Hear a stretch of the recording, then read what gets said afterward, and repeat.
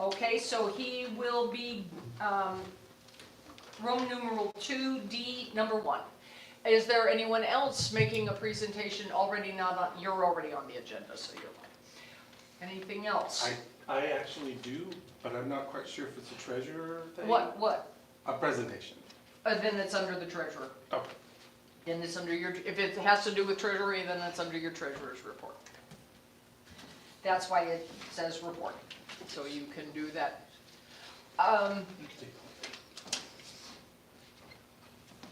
Then we will continue on. We do not have the sheriff's department here this evening. Commissioner Smiley, anything to report? Not really. I'm here to see what's going on in Metaline Falls and always available for questions. Give you guys a short update on what's going on at the county. Of course, Commissioner Dental has been going every week to Olympia, giving us an update. A lot going on in Olympia. We will see how the budget scenario comes out. I think that's going to take a while. So far, it's not looking too bad for Ponderay County, the things that are going to affect us. Okay. We had low expectations to begin with. You can't get disappointed at that point. Yeah, we did sign yesterday our ADO designation. We continue to designate the port as our associate development organization for our .09 funds. Good. That was a 2-to-1 vote. Commissioner Rosencrantz again disagrees with me and John on that, and that's his right.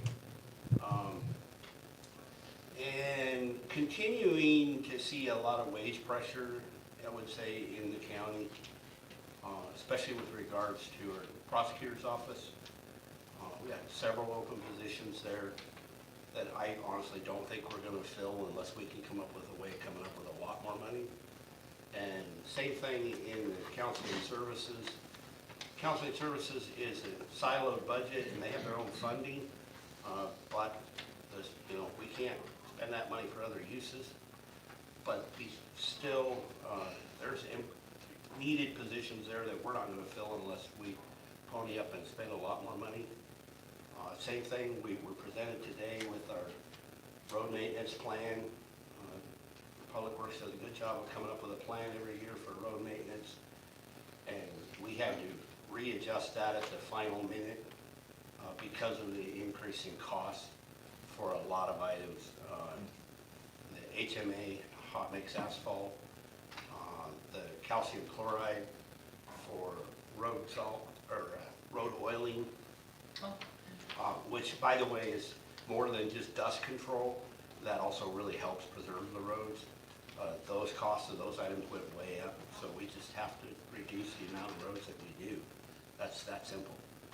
So we're continuing to see budget issues. Not really going to come home to roost until a couple of years. We'll see, unless we have some changes in our revenue. Other than that, I just here take questions if anybody has any questions or see what's going on. Anything for our commissioner? Brian, thank you for being here tonight. Mr. McHenry, All right, Fire District. Fire District 2, yeah. So we had a total of, I believe it's 219 calls for the month of March. And of that, 11 of them were EMS calls for Metaline Falls. So that's down from 16 last month, so it's better. Still, But yeah. but no fire calls. No fire calls this last month here.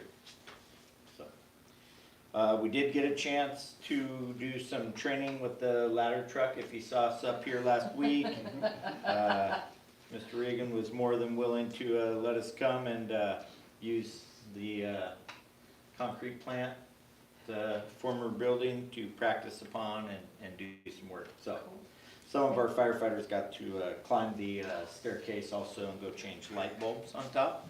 So that's good experience. You can't buy that anywhere else. So Pictures were fascinating. yeah. Wow. So Blake, that thing would reach the top? It doesn't. No, it only reaches 105 feet, and that's approximately 120. Okay. So it comes up short, but it's There aren't any other buildings that are that tall that will be up against. Yeah. But with the water cannon on the front, you can arc it, you can do a lot of different things as long as you don't park too close to the building. So if need be, we can spray water to the top. It's within that kind of range, so. Very good. Anything else, Mr. McEnerin? Nope. Any questions for Fire District 2? Mr. Regan? Council members, my name is Sean Regan, I'm the managing member of Lone Mountain Enterprises. The purpose of my presentation tonight is to let the town know what I've got going in terms of projects here in the town, and then begin the dialogue of what kind of permitting and planning you guys are going to require for the projects to go forward. I have a document that I'll pass out to you guys a little bit later once it becomes germane to the conversation, but for now, so I had to solve some problems. About 4.5, 5 years ago, I began the process of negotiating the purchase of the former Lafarge properties. I needed space for my ice manufacturing company to locate in. Ultimately, I needed a better place for my ammunition manufacturing company to locate in. And those two things kind of also serve for Monterey County, the jobs and ultimately the housing. And so the Lafarge project will provide space for manufacturing businesses and housing and economic development. So the areas of focus for this project, food security and agricultural food processing, greenhouses, renewable energy, manufacturing, production, storage, and R&D, defense sector, manufacturing and training, and natural resources, timber, mineral, hydro, and solar. And these are, I'm kind of speeding through this because I only have about 20 minutes here. At the end, though, I'll entertain any questions that you guys have or whatever clarification you might need. About 2 weeks ago, we acquired the Metaline Hospital, and we're calling it the Westgate Complex. So, you know, I could create 100 million jobs up here, but where are they going to live? So we bought that property with the intent of building out both housing and some commercial stuff and some other things we'll talk about here in a second. But the first thing we're going to do is build a sixplex. If you're looking at the existing structure off to the north or to the right from the front, there's a forested area in there. That's where the sixplex is intended to go. And with that, I'll hand this out.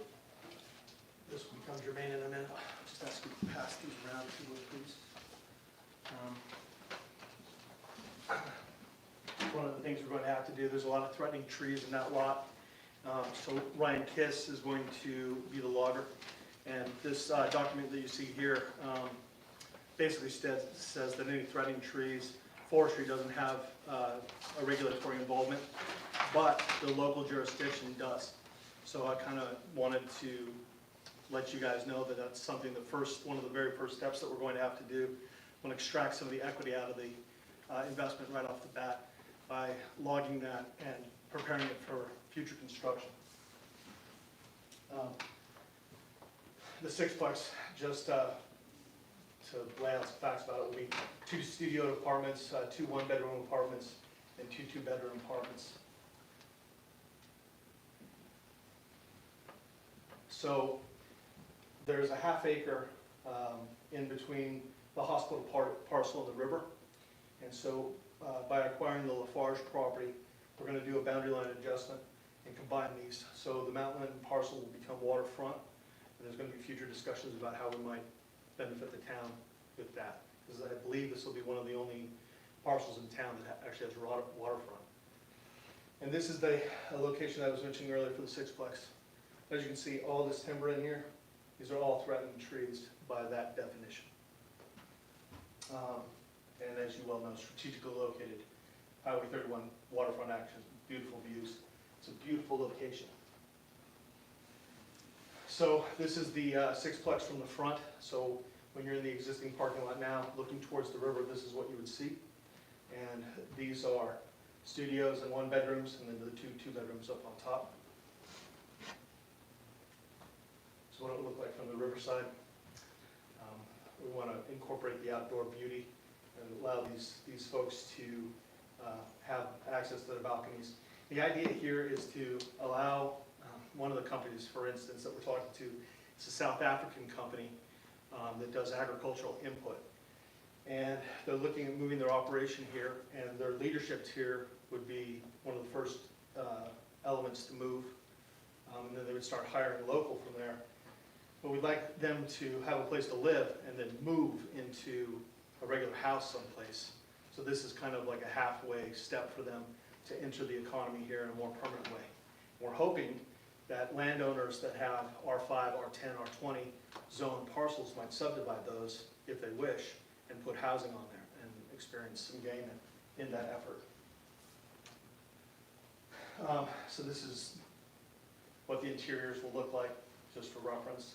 The laundry, they're going to be furnished because we don't want the property being torn up by people moving in and out. So we're hoping that people will be able to move in, occupy quickly, and get into standing up their businesses. Second floor here, single access up, and then the 2 bedrooms on either side. So just to give you a flavor of, this isn't conceptual. We've spent about $100,000 in development already to get to where we are now. So my engineer went in there and looked. So initially I wanted to tear the Mountain existing structure down. It's a tank. It has a 24-inch footing. It's got a 4-inch infrastructural chase and then another 24-inch footing, and it's sitting on blue clay. It hasn't moved at all since it was built. So the engineer was like, not only don't knock it down, but why don't we put 2 more floors on top, because it's strong enough to do it with minimal additional support. So this is kind of the concept. So this will happen subsequently to the sixplex, because once that's generating revenue, so we're looking at about $1.5 million, $2 million for the build out there. Once it's built, it will produce enough revenue to support that debt and then to also provide enough to go into this next portion of construction. So the hospital will have 12 2-bedroom apartments on the 2 floors above. They'll have 8 professional offices, 4 on each floor that's built on. We have ongoing dialogue with Dr. Dorn and Fire District 2 for a medical clinic there. She's great. She has a master's degree in public health, and she's a cardiologist. So I was going to have a white paper commissioned so that we might understand what kind of care needs to be provided for the people that are here now. And then if we're going to have an industrial manufacturing site up there with people working, we also have to have some kind of medical care that we can stabilize, so we're not stabilizing guys in the back of an ambulance. So she was able to produce that information for us as part of her due diligence. But she's very, very interested in having a clinic up here.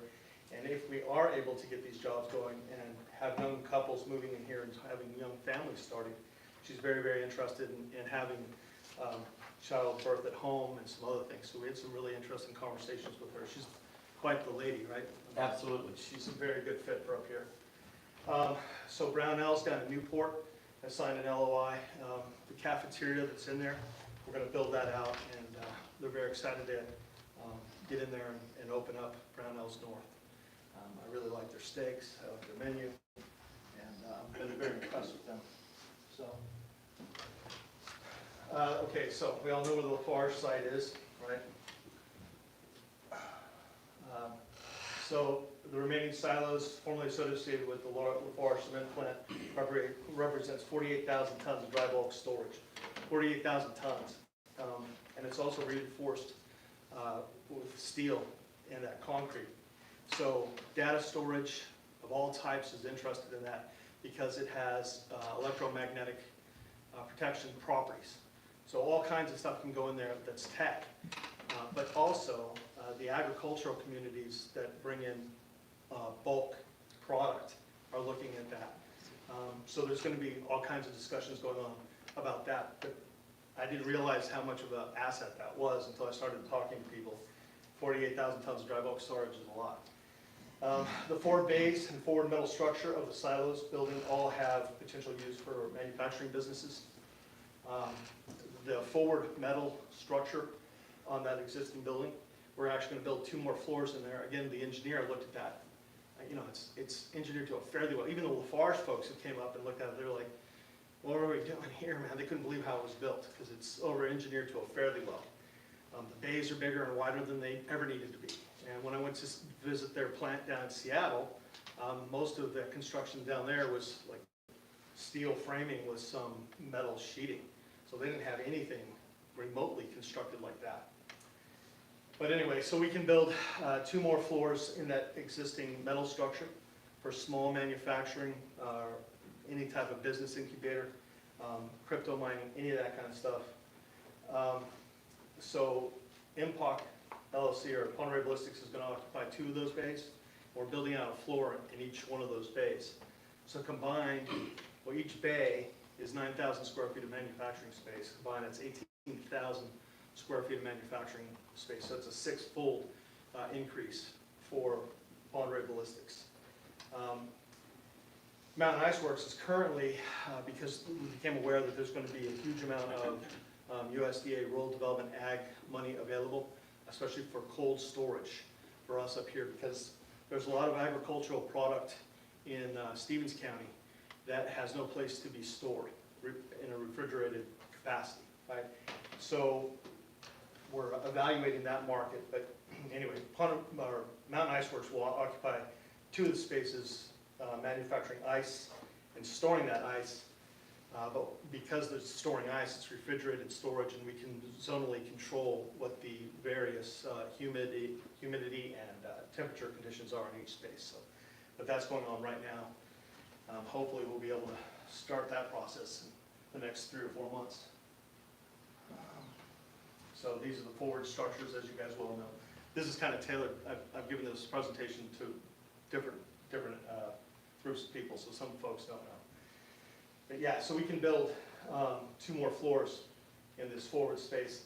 I didn't realize this, and there's a lot more capable people in this room than me, but this isn't just metal siding. This is actual structural. And it's like 3/8, I don't know, ½ inch thick. I mean, but I thought we could just get rid of it and do something nicer.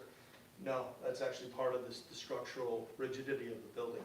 So anyway, but we'll get that all nice looking and clean it up. Because right now it's a zombie castle. And when you look in here, you can see these I-beams, right? And how much structural capacity is in there. But we're going to build a floor basically right above the existing structure, and then another one up here by the top floor. So we can put 2 more floors in there. And I think there was something like 15,000 square feet additional space created. Lonely Mountain Enterprises, you know, it's the zombie apocalypse in there, local kids. And that's one of the reasons why I'm nested up in there right now, to make sure until we get security all the way set back up. I don't want kids in there. I don't want anybody rummaging around, because if somebody gets hurt now, my stuff becomes their stuff, and I don't want that to happen. So that's a benefit, I think, to the town, because we're not going to have kids running around in here. But this is my office now. As I indicated, each bay will have a 2nd floor built in. And as I indicated, each bay with another floor is 9,000 square feet of manufacturing space. You know, and you get lost in the size of this thing.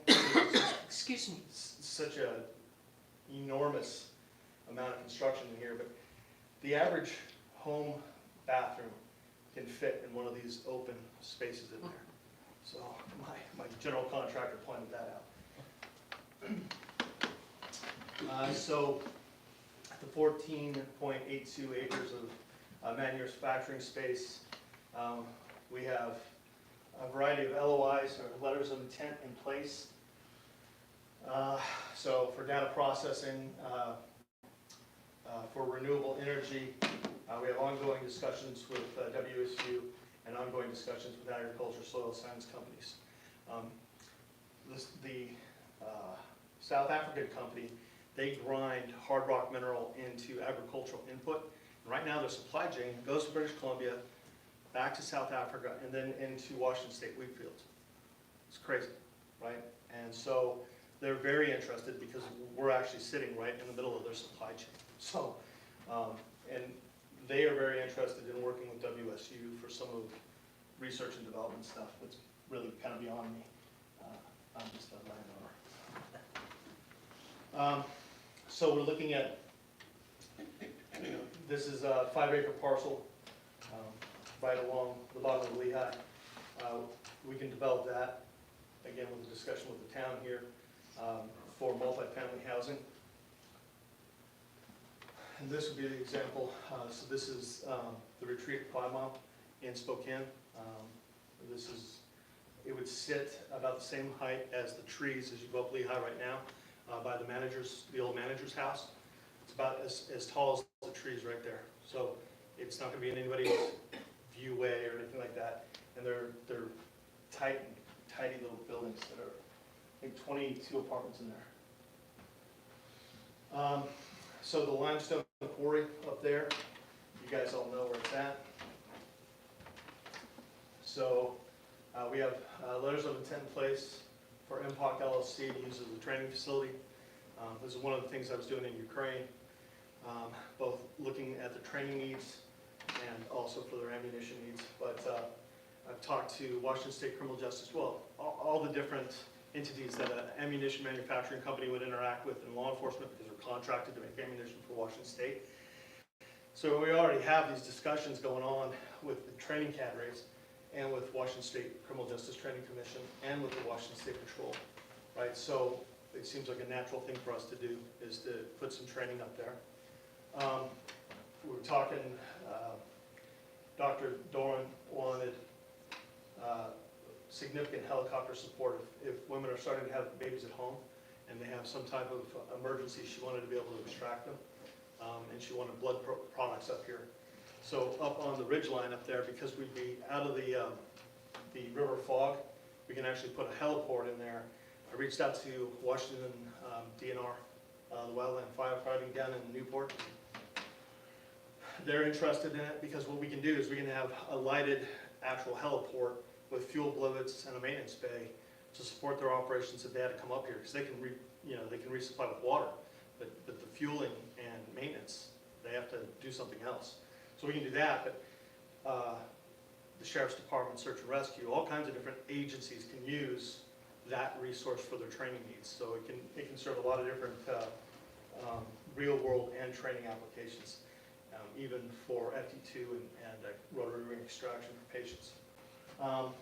So we have LOIs in place for renewable energy, and then we have limited quarry operations for high quality limestone agricultural input. We have to do some research on, but that limestone,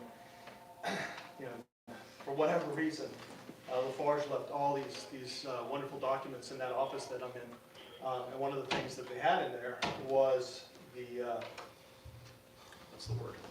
The assay. They had the assay of the limestone that's up there. It's some of the best in the world, and so there's all kinds of interest in that. The question that we have though is, when the quarry operations were surrendered and reclaimed, is that then negate the possibility of introducing small grinding operations up there? We don't know yet. That's something that we have to get to the bottom of. So, and especially now, when I first wrote this, it was still kind of a trade war. Now it's like full on, and it's kind of interesting because when I'm interacting with people in Ukraine or the UK or South Africa, they're super interested in avoiding tariffs, and so relocating to the United States is on the menu of things to do for a lot of these companies, but they don't know yet because they don't know what's actually coming. But it's an interesting conversation now with them, because it changed from, well, maybe we can have some of our distribution network there, right, to, well, when we find out what the requirements are of our manufacturing, how much we have to make in the domestic economy, we'll see if we can move that into the domestic economy and avoid that tariff altogether. So anyway, so we're accidentally well timed. The other thing is the Trump's energy policy here. So the council advised President Trump on strategies to achieve energy dominance by improving the process for permitting production, generation, distribution, regulation, transportation across all forms of American energy. Well, AI, crypto, and if they're trying to restart an industrial base in the United States, are all huge power-consuming enterprises. And so the old centralized huge networks of electrical infrastructure is going away. Now they're trying to go more localized and have smaller generation projects tie in and support each other. So it goes right in line with the renewable energy letters of intent that I have. I just was in the right place at the right time. It wasn't anything that I planned to do, but it wound up being a perfectly timed outcome. So we're going to be able to produce, and I can't get too much into it because I've got a non-disclosure statement in place right now, but we're going to be able to produce a significant amount of power and store a significant amount of power here that's not going to be part of the PUD. So, and just so people understand, so there are entities out there that buy and sell electrical power like a commodity. So they buy a mass amount of power and they store it, and then they sell it back when it becomes more valuable. And to maximize their profit, they have all kinds of either solar, biomass, microhydro, whatever other generation on site to top off rather their batteries. So they're maximizing that profit, right? Because they can very quickly, pay for a $100 million investment in that kind of equipment by selling, 200 megawatts of power in a year. So they can really, really invest a lot of money, make a lot of money back. So, all right. So it's taken me about 5 years to get to this point. I've spent a considerable amount of money, probably over $2 million in development and research and blah, blah, blah. I'm getting to a place now where I can now start to have conversations with you guys that are actionable. And so I really want to partner with the town, find out what you guys need me to do, and we'll go forth and do that. I'm asking the port, I'm asking the commissioners, I'm asking basically everybody I can think of for infrastructural development funds. Because I know, like wastewater, if we have an increase in residential population here, we're going to have problems with the wastewater management. We're going to have infrastructural things that we have to overcome. So I'm already trying to develop those lines of funding. But anyway. All right, bottom line though, Monterey County needs jobs and housing, and while the local economic conditions are very stark, the national and global economic conditions provide a pathway forward, especially now, right, where the older order is getting its hash settled, and I don't know what we're gonna see, but we're now perfectly timed to enter into some unique conversations that we couldn't have had before. Now, I don't know what it's gonna look like, but people are very willing now to have conversations that even 6 months ago, it was more like I said about, well, we can have maybe some distribution in there. We could like have a foreign trade zone here in the county. That was one of the big things that we were talking about, making the whole county a foreign trade zone so things could come through British Columbia and stay here for a while and then go through distribution. But now we're having conversations about, we'd like to see how things go and then talk about having manufacturing over there on the far side. So currently, we're talking to companies from the United Kingdom, Ukraine, South Africa, and Canada. But I would imagine, as a landowner, basically what I'm doing is going out and finding tenants, right? And there's a variety of different mechanisms by which we can do that. But there's companies all the time looking for relocation, right? And I think most people, especially in the high-end manufacturing where you're making higher-end products. These guys are master craftsmen. They have master's degrees or better in whatever technology or technological field that they're in. They're highly skilled people. And they would love to live in a place like this. And if we can give them a nice, beautiful building to work in and a nice, beautiful place to live, we can start to attract some pretty high wage earning positions up here and have some growth in that way. So, anyway, I pushed through that pretty fast, I'm sure that there's questions. Anyway, the big thing though, for me tonight, is back to the Westgate project, right? That's the whole enchilada there, but really what the next actionable step is for me to start developing the Westgate project. And so the first step in that is this right here, talk to you guys. And then the next actionable step would be to log out that site for future development. And so that document that I gave you right now, it basically pushes down into the local jurisdiction for you guys' mandate. It's going to be Ryan Kiss logging it. They're going to clean it up. There's not going to be any slash piles or anything like that. We're taking that back up. We've got 972 acres to put waste product in and burn it when we can. So it's not going to look like a waste zone. It's going to be clean and tidy. But I have to see what you guys want me to do, because I can't just go in there and do whatever I want. So, and I don't expect an answer necessarily tonight, but this is the beginning of probably a pretty lengthy conversation. So, any questions? Questions or comments? And this includes the community that's here.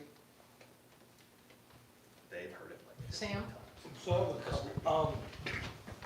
Regarding the old, the grounds for the cement plant, I assume you looked at the potential contamination and the environmental impacts. Yeah. Disturbing that? I'm sorry. It's got lung damage, so I need to sometimes get a cough drop in before I start choking. Not a problem. So it was a Superfund site, and in 2012, it was determined that no further action was needed after the mitigation. You listed, yes. So when I talked to the attorney, my attorney said, yeah, I mean, you can use it as industrial, but I wouldn't put a housing project in there. Okay, that was his position. But Lafarge, they went through and they had their in-house counsel review their continued exposure to environmental liability should they sell to me, right? Because if some future regulation popped up, it would burn immediately through me and go right back to them. So why sell it to me if that continued liability would exist? So internal counsel said, you're good. We've done everything that was required. What's in there is permanent and it's mitigated. They said, that's great. And so then they hired another attorney in Spokane to review that decision. So you have 3 different lawyers looking at that. It's all good to go up. The big concern actually was up in the quarry. They wanted to make sure that that was good to go. And that's why this has been ongoing for about 5 years, because the last probably, 2 years has been a pong between these various lawyers. But long answer, or short answer made long, it's been mitigated and all the various legal elements there have concluded that we're good to go. Again, I wouldn't want to put a housing development on there. You were also talking about bulk agricultural products coming in. Are you potentially looking at trying to rehab the railroad to bring things in? 100%. Yeah, we've been talking to the port now for, what, 3 years? Yeah, 3 years. So initially, they said, well, we want to see a $60 million project. Came back about a year later, they said, look, we need to see a $100 million project to justify. So we've got it. We've already got, we've got $60 million already in those LOIs for that field. So, we're starting to have that conversation, and part of that conversation, though, is there's a bunch of public transportation money available in Washington State, but we don't have any public transportation in Conway County. So what does it look like? And this is a question that they're dealing with, not answered yet. Can you mix people moving with freight, right, in your stack of cars?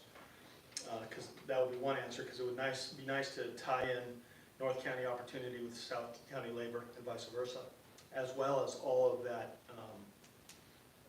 production in there being tied into the national transportation grid, and also not crowding up Highway 31 with a bunch of new employees coming to work every morning. So there's a lot of good reasons for that to be the way to go. So The port has begun the process of looking at what they're going to have to do. But the company that I'm dealing with, it's Renewable Energy. There's these Musk trains. They're basically driverless trucks that can be on tracks as well, and they're super light, but they can be used as people moving, automated, basically people moving cars.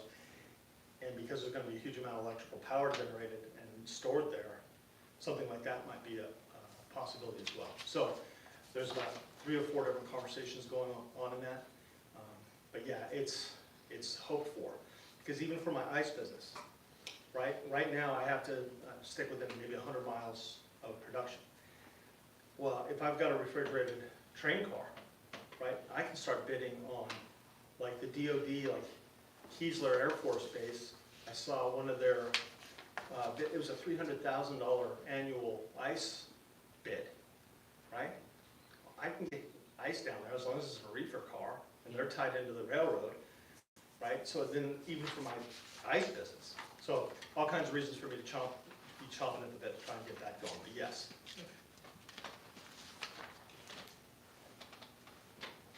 Anybody else? In reference to this, I don't know what the town could tell you as far as guidance, as far as if you're chopping down hazard trees, all of which on that property fall into that category, being within 1.5 trees of the structures. I don't know that we can tell you can't chop down trees. Yeah. Yeah, and I just, you know. No, I appreciate you coming to us with that.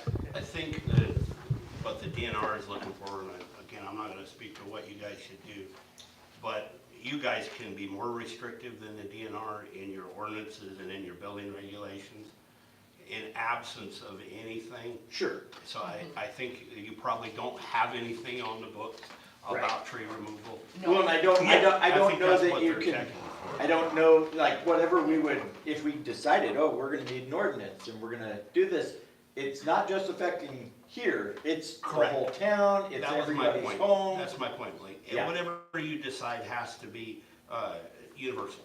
Right. And you know, that's kind of the bottom line with building code. Yeah. So, and I think they're just checking to make sure you don't have something already there. Yeah. And I think if the DNR's already established 1.5 trees, Department of Labor and Industries is at 1.5 trees, I don't know, I mean, I do understand and would encourage you, obviously the trees on that property also are part of that view, right? But you are going to have to move trees to build. And I don't think we want to, as a whole, I don't think we want to stand in the way of building. But maybe if nothing else, if you can say, this is the map for what we're gonna remove, Yeah. and then be able to say, hey, we understand we have to take some out to build, but maybe we're gonna put these ones back. We'll add trees in these areas. Yeah, that's, so we're not gonna remove any tree from the slope because it's a slope. Yeah. Unless It's I helping want- you right now. Yeah, unless I want my hospital in the river, leave that alone. We're probably gonna clear cut all of this, especially in here too, up to the property line.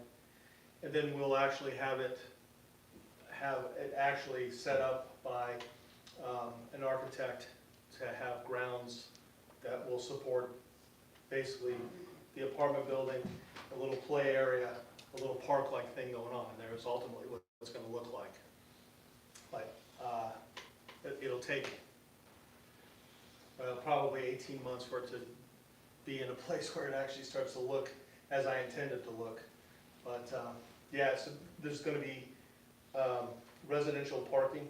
This is going to go, and there's going to be covered parking for the 12 apartments there.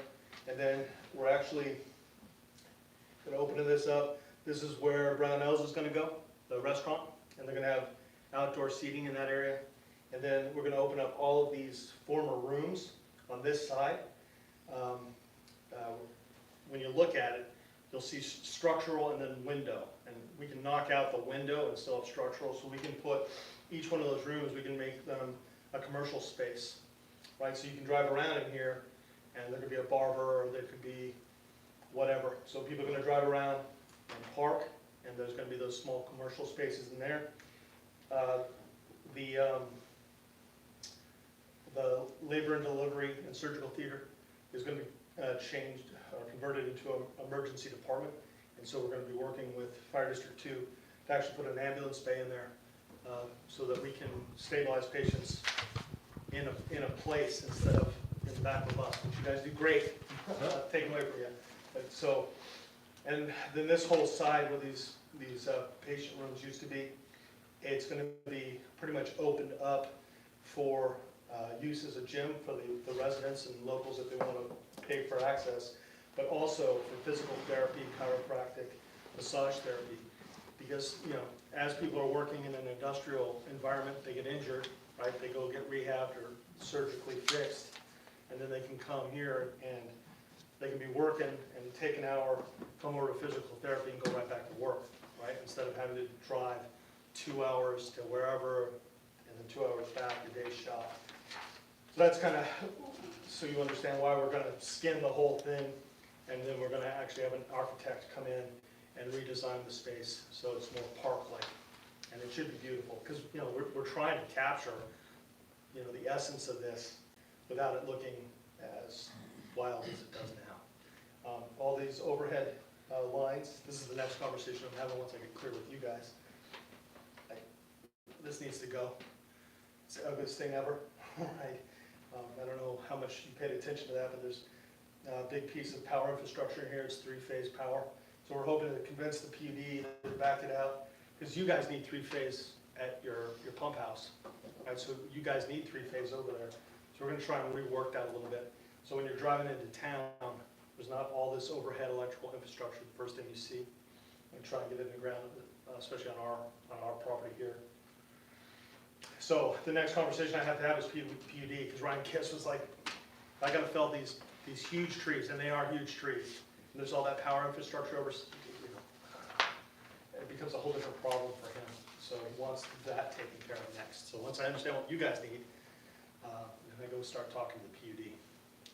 But the way I read that too is that, you know, I would just assume that the town would be like, hey, you know, let's get a professional guy in there and let's not leave it a dump. You know what I mean? It can't look like there's a, you know, slash pile in there. So it looks even more like the zombie apocalypse.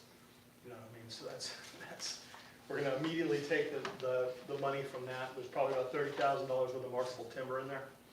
And we're gonna clean up the curb appeal immediately of that building. So it doesn't look like the zombie apocalypse right now, like it does right now. So that's how ultimately how it's gonna go. Sell the logs, make the building pretty till we can build it out. So. Any other questions? Just for clarity, if the town doesn't have anything for me on that, I can proceed? Yeah. Looking fun. Yeah, there's nothing that you've said right now that goes against any ordinance that's on the books at this point. Yeah, well, As long as you're following building codes from the county and safety is a priority, then we're good. Infrastructure will certainly be something in the future, sewer, water, and stormwater. yeah, So- and that's good that you bring that up, Mayor, because the engineer, we already have, like, any of this impermeable surface, any of the water that's going off there has to go through basically a purification process. They have a swale kind of built here that just dumps into the river.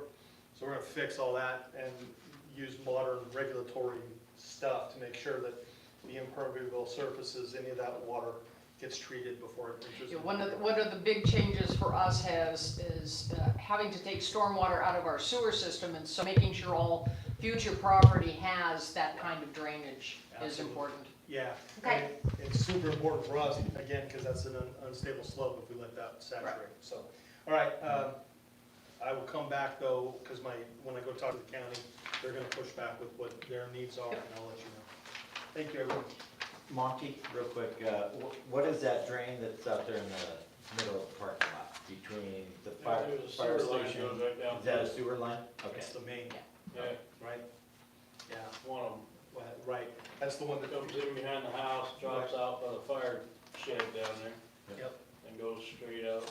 right there. Yeah, So, and you know, when we resurface that parking lot, you know, that's because right now, some snow removal equipment at some point blasted into that. I think we talked about that. Yeah. And so, was it? Well, what, I think there was a break of some sort, or something had to happen out there, because they came out there and trenched. So all that asphalt was in good condition, and they held that sewer cap real nice. Somebody had to trench through there, and I don't know if it came from the hydrant coming down, but, once they did, they went back in and filled in with soil, and then never came back. Well, it compacted over time, and when it dipped, it created a big enough pocket that at one point, one of the plows hit it. And then they came back and they kind of threw some concrete around it to stiffen it up. And it's been hit, you can see several times, I think, because all that concrete's broken into pieces. It's still there in the ground, but it sticks up just a little bit proud. And now anytime someone plows back there, it runs that risk. I counsel all my guys, hey, if you're plowing the station out, you gotta watch out for this. Don't plow tight to the ground, leave 2 inches, whatever it is, but, Yeah, when my engineer's geeking out, he's like telling me about heat sinks and how he's gonna use the thermodynamic properties of the blah, blah, blah to do the blah, blah, blah and the thing, and we won't have to plow that anymore because he's got some engineering magic.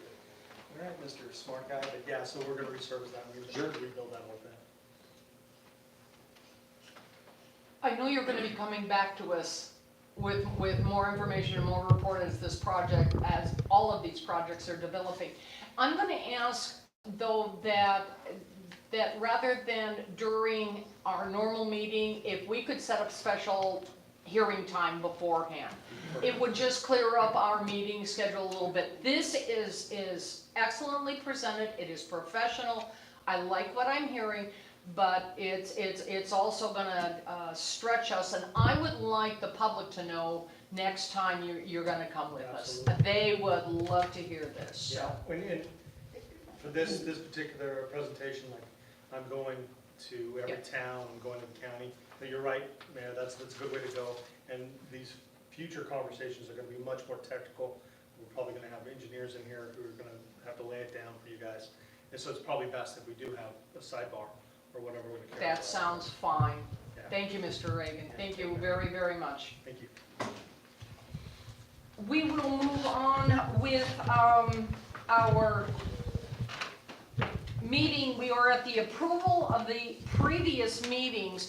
You received copies of both the February public hearing and the regular meeting and the March. What wasn't included was,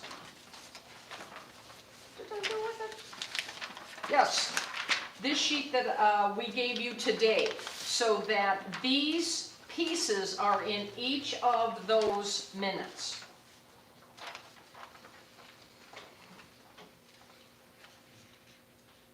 That's a sort of the standard format that we've been using for up to a number of years. So just look at those minutes that you received. This is what you would have had put into those as they appear in the final copy that we'll be signing at this point. We are going to be approving the February 11th, 2025, both the public hearing that was at 5:45 with the PUD and the regular meeting, which began at 6 o'clock. Are there any corrections or additions or questions? A motion to accept the February meetings as presented. Mrs. Maxwell, a second please. Mr. McCannaron, any other further questions or discussion? All those in favor signify by saying aye. Aye. Any opposed? Any abstentions? The February minutes are passed. Again, with the March minutes, the same insert as presented on your second sheet has been added to the minutes that you were sent. Are there any questions, clarifications, or information? Motion to accept the March 11th, 2025 minutes as presented. Thank you, Mr. Hampson, for the motion. A second, please. Mr. McCannaron, thank you. All those in favor signify by saying aye. Aye. Any opposed? Any abstentions? Thank you, everyone. We caught up on our minutes. Maintenance report, Mr. Rice. Yes, ma'am. I haven't heard back from Andy on the pumps. I'm gonna try to get a hold of him. Okay. Again, I did get a quote. Right, where is it? I got it here. $8,800 for 3 pumps. And then we can send the old ones back and possibly they can rebuild them, and we can have some spares. But Do we have any idea why the old ones failed? I do not. Their pumps. Just their pumps. Okay. Electrical. They have a tendency to wear out the impellers and then they stop pumping. So it'd be worthwhile from an engineering standpoint, maybe not to have 3 spares, but at least to have 1 or 2 spares because they generally go out gradually. And if you can, you can take in that core and have it rebuilt for considerably New less. impellers. Yeah, As long as exactly. the case isn't damaged and things like that, you're in good shape usually. Yeah, the only problem, they're all different. Yep. Pumps. Oh, so we may end up with 3 So if you get 3, you got 1 spare for each Okay. section, section. yeah. Once we get the storm router out and we get rid of cell 3, then that won't be so much of a problem, but Right. that's further on down the line. Any problems with the expenditure? All right, the expenditures, I'll forward you the quote and the email, very good, what she said. that's good. I think it's a net 30 also for payment. Anything else, Monty? Things are looking good for the spring. No, just cleaning up along the river road and around everywhere I go. Picking up. And soon we'll be mowing. I've had several citizens remark that they really like the cleanup. That it opened things up, they can see the river and things like that, so just thought I'd pass Excellent. that along. And the bench is also in place too. Oh, I haven't been down. One more thing on the Go water ahead, truck, Monty. 2 days, $1,500 to mop it for washing the streets. I'm complete with that. Great. Excellent. Took me over a week because P&E didn't want me to steal all the water. Took 2 loads the first day and they called me. Oh, yeah. All right. Very good. Any questions or information for Mr. Rice? Moving on to the clerk treasurer's report. Mr. Estrada, anything from you? We had the discrepancy of the 46th from, I did find the minutes, it was approved, and so I am comfortable now signing off on that one. I do have materials for it. I'm hoping, in addition to the treasurer report on the minutes, to also include a spreadsheet like this, which is the breakdown of that, with the check numbers and so on and so forth. And this would be my first actual presenting of the treasurer report, so I'm not sure what else to include. Nothing. We're going to go for the approvals. Because we're so backed up, we do have to do them separately. So this is just going to take a few minutes. We are looking at the approval of the financial reports for January of 2025. Those were signed off. Now we just need the approval on them. A motion to approve. Fran, thank you very much. A second. Thank you, Sam. All those in favor of the January approval 2025, say aye. Aye. Any opposed? Any abstentions? Thank you. The February 2025 as amended. Motion, thank you, Sam. A second. Jeremy, thank you. All those in favor signify by saying aye. Aye. We're caught up. Those have been reviewed, correct, signed off on. Very good. Fran, I'll take a motion to accept the March 2025 financial report. A second from Jeremy. Thank you very much. Is there any questions Very good. All those in favor signify by saying aye. Aye. Any opposed? Any abstentions? Very good. Those are all done. We are now going on to the invoice payments, and what's really nice, the spreadsheet is so easy to read. This just makes it so easy. We're going back to January. Motion to approve the invoice payments for January 2025. Sam, I'll take you and Blake a second for that one. Is there any changes or questions on the January 2025 invoice payments? All those in favor signify by saying aye. Aye. Any opposed? Any abstentions? February 2025 invoice payments. A motion to accept as they are presented. Thank you, Fran, and a second from Blake. Thank you very much. Any questions, comments, or additions? All those in favor signify by saying aye. Aye. Any opposed? Any abstentions?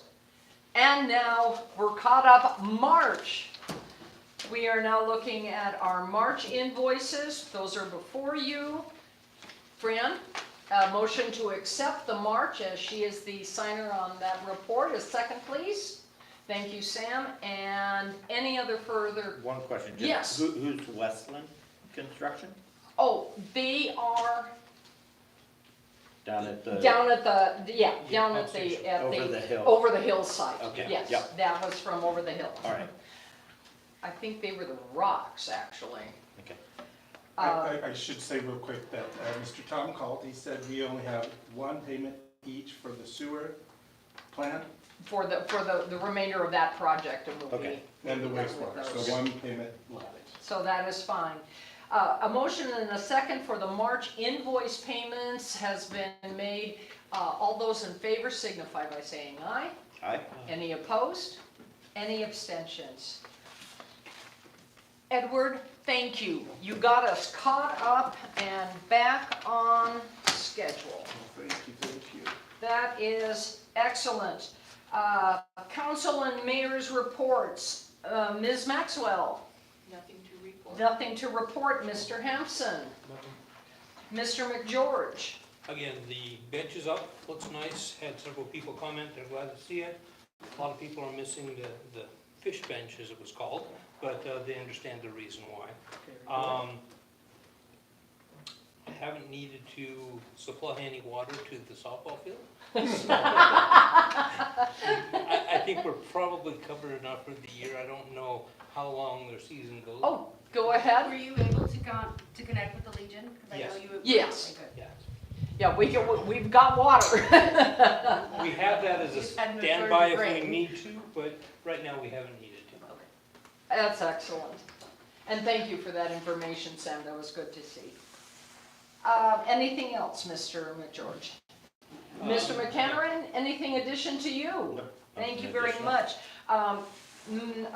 Tessa Maxwell isn't here this evening, but I don't know if she had anything specific.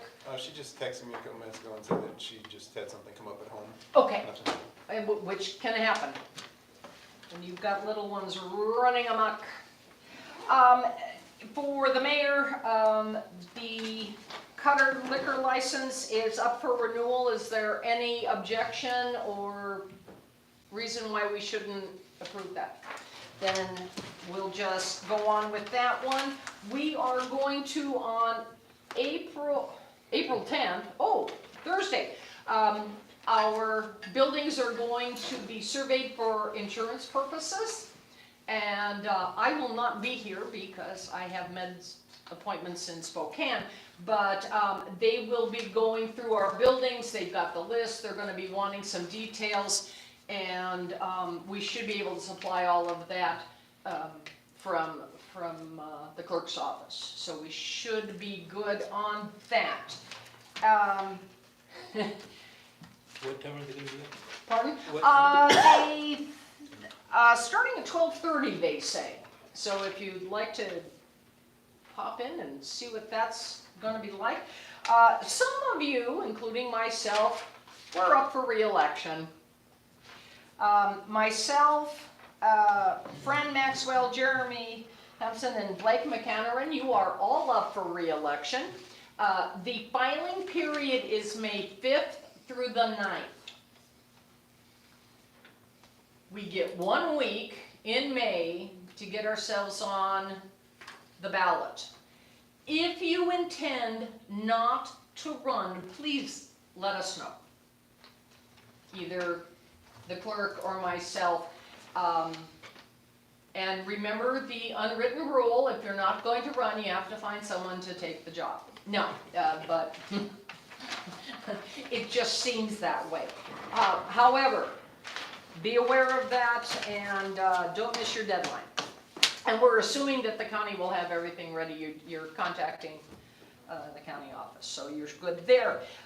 Just a heads up, we're running into some people living in a camper trailer,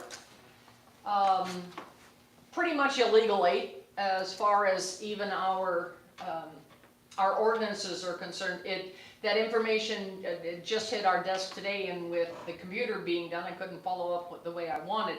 We will be following up with the sheriff's department. I swung by and looked. It's definitely parked right against the fence line, which is the first problem, but it's a family living in a camper, and we have ordinances opposed to that, and so we're gonna have to follow up on that one, and that just adds to our current problem along that entire block, so it's, yeah, instead of where it says goat, rabbits, and fence, we're just gonna call it the 4th Avenue problem. And that is it for me, unless you have any questions. Yes? One thing, do you guys have a contact for whoever owns the Larson building, whoever's in that big building? Well, we know who supposedly thinks owns it, yes. I'd like to trim up some of them trees coming around by that stop sign. Oh, Don't need much, but I don't wanna go in there and start hacking on their tree. Neighborly thing dues. mentioned Yeah. first. I knocked the other day and the door was locked and everything, so I don't know who. Yeah, I think he lives on the 3rd floor, but yeah. But you go through that side door on the right. Yeah, it of was the locked front. up. Yeah. Monty, we Yeah, they can keep it we locked. can send a notice and have them take care Yeah, if of we it. could, cause I'll do it, I just need him Oh, to yeah. let him know that. And I think if you offer it to him that way, I'd imagine he'll take you up on it. Oh, well, because we did it the last time, Yeah, good. when the lilac shrubs went clear over, we just whacked them back and, Yeah, there's one on the outside of their fence, yeah. and then there's one on the And inside. then there's the inside. We'll send a note and see if we get something back. Okay. Not a problem, Monty. Old business, unless there's anything else for your mayor. Okay, still no movement from the goat, rabbit, and fence issue, but I haven't given up hope. I haven't heard anything else on the Tolja Park yet, and we'll continue with that. Supposedly we'll by about May, Oh, so, and that's a month away. yes. Well, yeah, it's a month away. I knew it Here we would go. beep. The TIB is in process, and we're really looking forward to getting everything up for bid, which will be in May. So that will be good. The property sales within Metaline Falls, believe it or not, that was you.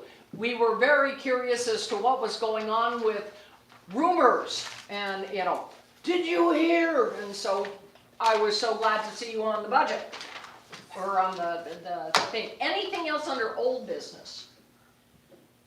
Under new business, I did have, Tessa Maxwell was asking about the clearing along Ponderay Boulevard, but I think that got taken care of. That was the tree issue? At- It was at Roger Ada Los Yeah, Altos. Yeah, yeah, yeah. Steve Kitts is looking at it, they're gonna be bringing the tree down, so. okay, I thought that's what that was, but I didn't follow up with her today. I was hoping she'd be here, but we'll follow up if there's anything else that she had. Is there any other new business to be brought before The town council, I had something that, I think it's appropriate that Mr. Regan was here and that we were talking about property sales within Metaline Falls. I'll try and be brief. It was a project proposal that I came up with 95% on my own. The information I got as treasurer certainly helped with the information that I used for this proposal.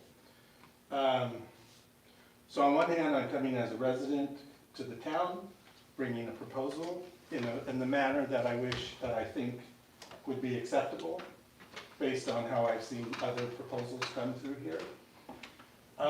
And because of what's happening right now, I would have much rather have gone 3 months, 5 months, 6 months down the road, but because things are in motion right now, I feel like I have to bring it up.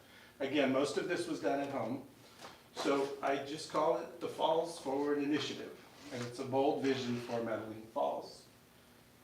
Metaline Falls is at a turning point, ready to transform challenges into opportunity. The Falls Forward Initiative, FFI, aims to reimagine downtown as a culture and economic hub. This initiative is not just about rescuing 2 businesses, it's about shaping a brighter future for the entire community. I do have handouts for everybody, this is just the outline. The power of community transformation, local success story, the Cutter Theater, I don't need to go into more about how that transformed that building. Statewide inspiration, Leavenworth reinvented itself into a Bavarian themed destination, visited by millions of people every year. Our movement, the FFI, or the Falls Forward Initiative, will revitalize the Fifth Avenue Bar and Grill and the New View Theater, preserving them as community landmarks and engines of growth. The project overview will be to acquire, renovate, enhance 2 cornerstone businesses to drive local development, which is clearly imminent, we hope. Upgrade the restaurant, food service, and ambiance of the Fifth. Doesn't need to be called the Fifth anymore. Modernize the theater for movies, live events, and community gatherings. Create jobs, most importantly. Well, very important, and training opportunities for local residences. Draw new businesses and visitors to downtown. Launch a sustainable model for town-owned enterprises. Revitalizing downtown, improve dining and entertainment to attract both locals and visitors. Create local jobs, employ residents across a range of skill levels. Enhance community engagement, make downtown a social, cultural, and economic hub. Boost tourism and growth, return Metaline Falls into a destination worth revisiting. Strengthen infrastructure, set the stage for future development and population expansion. The impact on the community is employment. Keep wealth local. Jobs and profits remain in the community. Offer training and advancement. Skill building for long-term careers. Strengthen community ties. Build pride and connection between workers and local businesses. Creating an enjoyable downtown experience. Restaurant, a family-friendly space with high-quality meals and local character. Theater, a cultural center offering film, music, theater, and more. Events, theme nights, festivals, and performances create ongoing excitement. The implementation plan, now this is where it kind of happens, led by the city manager's office, which we don't have right now, but we will have an economic development that drives businesses' growth and investment. Purchasing department manages efficient and strategic spending. Civil service recruits top talent for the jobs, and the city council to oversee all areas of planning and development. The funding sources, public grants, private equity investments, business development loans. The exciting benefits for our town is a thriving downtown. More visitors, more energy, more prosperity. Entertainment and dining excellence, high quality experiences for all. Tourism growth, increased visibility and revenue for local businesses. And the scalable model, a town-owned venture that inspires future development. So in conclusion, the Falls Forward FFI initiative is a transformative vision for Metaline Falls. It combines heritage, innovation, and community power to build a thriving future. With the support of residents, investors, and local government, Falls Forward Initiative will turn dreams into reality. So I spoke to Mr. Tom, again, in the process of doing business. The success of the grant writing that he's done, the monies that he has brought in, he is certainly happy to review the proposal. This was just an outline. I do have a better laid out proposal. The one thing that's missing is the success that this town has had in raising money for these things. My experience as a restaurant manager for a couple of decades, multi-million-dollar restaurants in California, San Francisco, and Oakland, can turn Fifth Avenue into something that's still a restaurant, that still exists, and it doesn't have the temporary situation that it just had recently had. The New View Theater, again, if this wasn't happening, I'd probably propose this 6-7 months down the road, but because both places are leaving, the possibility that we could come up with funding to save these businesses, bring money from the town to these businesses to show our out-of-town commercial business owners, hey, the town is doing what we can. Are you going to develop your land right next to the New View? Because those places are vacant. I'm a little surprised that, well, I guess I'm not surprised. But if we show the initiative that we're willing to break even on these businesses, to employ people, to develop more departments in the town, where the funding all comes from grants or loans or outside investors, that we can manage these businesses. Society-owned enterprises is a thing. I did look it up. This town, or all towns, have the ability to buy businesses. It doesn't necessarily have to be for the town, but I think it would be great to have a kitchen that is owned by the town. So, again, I really felt that the information I gathered, that it was just a light bulb that went off in my head. This is doable. What would happen would I would propose that I would manage the accounting, the ordering, and if we hire 6 to 12 people with 2 key staff members in both locations, our labor dollars could be at a spot where, again, all the accounting goes through this office. Everyone here has a say in what happens, again, as opposed to an outside entity trying to do something that may or may not work. But we could have the excitement and the thrill of employing people, but then having our own businesses to generate income for some people. We don't need to make a profit. We just need to make enough to pay for our expenses. And then if it works out, other people will go, hey, look, we want to do something more here. We want to improve those businesses because we see the town is growing. We see the town is doing what they can to keep these businesses from going out of, going into disrepair, if they're left, unattended. In the outline, I put in a budget proposal, which is just blue skies. I have no idea, without seeing the financials, what kind of money they bring in, what their operating expenses are. I have really no idea, but I could forecast where this would be great if we could do this, this, and this, with dollars from grant money or however. So, I have the outlines if you all want to take a look at them. And I'm not looking, I guess the only step that I would need to do is maybe work to try and find funding, grants, so on and so forth.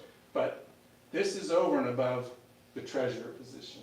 So I had a hard time doing it as a treasurer, but I think as a city councilman or a resident, I just really felt like I'd hate to see these businesses not be replaced by anything. Mr. Regan, that's a question. Just a point of consideration. So I've been negotiating the purchase of the New View with the Cates. Yep. One way that you guys can structure so that you don't have a large capital outlay. Lonely Mountain Enterprises, which it does, right? It buys buildings and then it leases those structures out to another entity. The way that they're structuring their sale is lock, stock, and barrel. the entity inside all of its property and the building. So they're not doing two different sales, which is what I advocated initially, but it's a little bit of a mess to do it that way in terms of accounting, because you have, it doesn't matter. But I could go in there and buy the building, and so you don't have that big capital outlay for that, and then gift as good faith the operating equipment in there, and then you guys can be a tenant in there to build out the space as you would. And that way you can maximize your dollars towards what you're trying to achieve, and not have that large capital outlay for the building itself, just as a thought. That's fantastic. It's interesting. I knew he was, Mr. Egan was coming. This was a separate proposal. I just thought it would be a nice thing to piggyback on what he was talking about, because growth is imminent, we hope, right? And if we had, again, keep these buildings going for the time being, then maybe somebody comes in and goes, well, we'll take it off your hands. Maybe, perhaps, it depends on how well it gets run. But shooting my own horn, I know I can bring that restaurant up to at least making some money or sustaining itself. And we don't want to let it go. I don't, I mean, oh, because it's city-owned too, we could talk to Jen, we could talk to Kim at the farmhouse and say, what is not going to overlap with competition? And just try and make it something. Also, last meeting was activities for kids. The bar restaurant, I mean, it hasn't been really family friendly, in my opinion. It overemphasizes the bar element, no problem, but there's a way to make that just a nice, profitable place. So, that was it. Again, I have outlines. Yes, sir. And one other area where we could maybe cooperate, because I really like this, I hope that you guys pursue this, it's a good idea. So Commissioner Gentle had a friend or an entity that he had done business with that are mural painters. And so what I wanted to do is to take those silos on the outer aspects and have murals painted as an homage, like to mining, to logging, to farming, to the Kalispel tribe, you know, Bigfoot, all in all. But so there may be an area where we can cooperate, because I can't receive grant funding as a for-profit entity, right? But if there is a partnership with a nonprofit or a community development organization like you're describing that can get grant funding, then we could get together, because I'd love to really do something nice on that structure, because it's so prominent, but it's ugly. It looks like the zombie apocalypse right now. We gotta do something about that. Or the posting, right?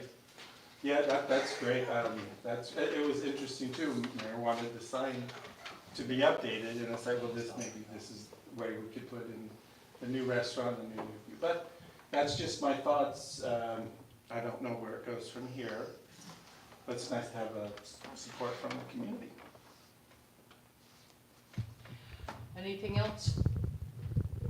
Well, is there, do you want us to take that with us this month and come back next month with something actionable? You know, again, I didn't know if this was a treasurer's position to bring up. It isn't, it's It's a private citizen. Exactly. But as a citizen, I mean, Yeah. I don't think that you. If you're gonna hand those out, then Yeah, definitely do it. Okay. and then maybe, do you have an idea of what you expect from the council next on this? Well, I would like to pursue finding the grants, if it's possible. Just in the nature of business, Mr.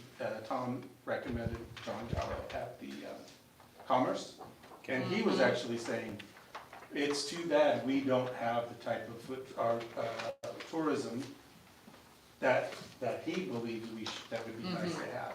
Thank you. Now, he did not say that he would help with the grant writing. I would not ask him of that, other than what the council. Well, they're gonna pay, we pay them for that. Exactly.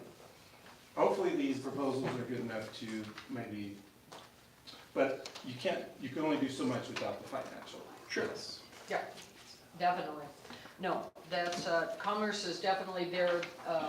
There have been a number of federal programs through the USDA for heritage development, but I don't know what state those are now in, whether those are even available or what's happening. So once again, following up with USDA with Commerce as far as what grants are available and it just takes some time. Before we adjourn. Oh, no, of skipping course. to another topic. We were discussing before the meeting the unreliability of I-fiber. Oh. And how often the town is shut down. Might we think about between now and next month entertaining the thought of getting Starlink? It would be some money up front and a little bit more per month, but we've had too many times Oh, when, it's almost monthly. yeah, I was gonna say RTI has not been much better. Oh, you know, no. It's nice. You can monthly I- count on a day off somewhere in there I-fiber where you used to be get to go good. do At that least. stuff. they've been having. Mr. Reagan? I've got Starlink over there at the silos. Yeah. Thing rocks, so. Absolutely. It's absolutely. Absolutely worth it. incredible. We can definitely Okay, look that up and bring that to the proposal. Put that under new business C as far as the agenda, so we're good. So that it'll have a place. Is there, third time's the charm, any new business? Any comments? I can throw this. But, can you hit me? Oh, no. Oh, heck, Good challenge. Tommy, there is a reason I did not do sports. Watch out. We're gonna call this meeting adjourned. get out of the way.